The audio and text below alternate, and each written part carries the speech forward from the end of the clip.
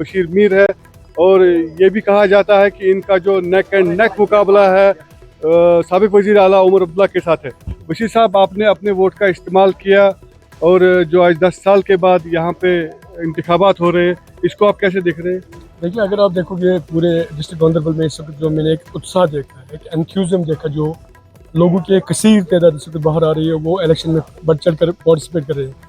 इसकी सबसे बड़ी वजह यह है कि जम्मू कश्मीर के लोगों को तकरीबन 10 साल से असेंबली इलेक्शन से दूर रखा गया। दूसरी सबसे बड़ी ये बात है कि यहाँ लोकल लोग जो है, यानी हम लोग जो है, हमारे पास कोई लोकल कैंडिडेट्स नहीं थे। और यहाँ जो है इस वक्त जो निज़ाम चल रहा था वो एडमिनिस्ट्रेटिव एज वेल एज ब्यूरोक्रेटिव निज़ाम चल रहा था, और हमारी रसाई कहीं तक नहीं थी। तो यही वजह है कि मैं देख रहा हूँ कि जहाँ जहाँ जिस पोलिंग बूथ पर आप जाओगे कि एक कसीर तादाद इस वक्त लोगों की बाहर आ रही है। और ये मुझे लगता है कि पहली बार है।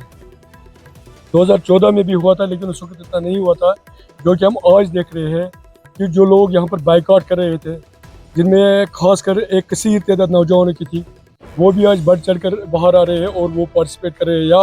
या कुछ ऑर्गेनाइजेशंस यहाँ पर थी जिनको आप अच्छी तरह जानते हो कि वो इलेक्शन में पार्टिसिपेट नहीं कर रहे थे, लेकिन उन्होंने भी अब मेन स्ट्रीम का दामन थामा और वो भी अब मेन स्ट्रीम में आ गए।